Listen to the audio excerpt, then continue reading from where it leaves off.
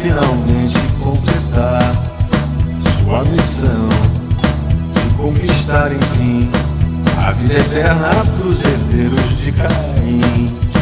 Só restará uma questão que um plebiscito mundial decidirá no sim ou não. Dizendo sim, seremos imortais, sim. E não nos venham com questões ambientais, superpopulação, reservas naturais.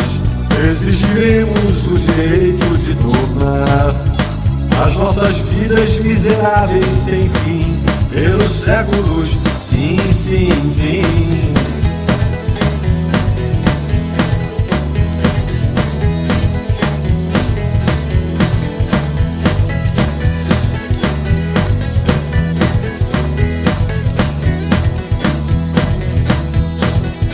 Quando afinal a nova ordem conseguir seu alvará, instalação aqui, todas as ONGs do país recorrerão aos tribunais sem impedir.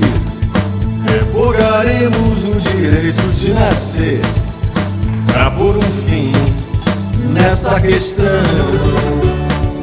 Seremos imortais, sim. E não nos venham com as implicações morais.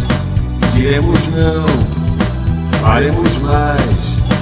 Exigiremos o direito de arrastar nossas vidinhas lamentáveis assim pelos séculos, sim, sim, sim.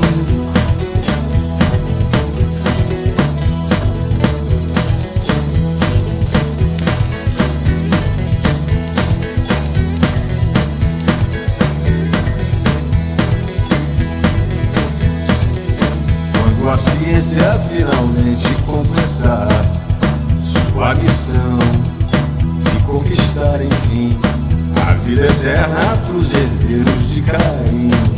Só restará uma questão que o plebiscito mundial decidirá no sim ou não. Dizendo sim, seremos imortais, sim.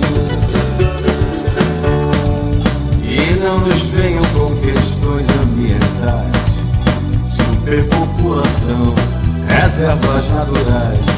Exigiremos o direito de tornar as nossas vidas miseráveis sem fim pelos séculos, sim, sim, sim.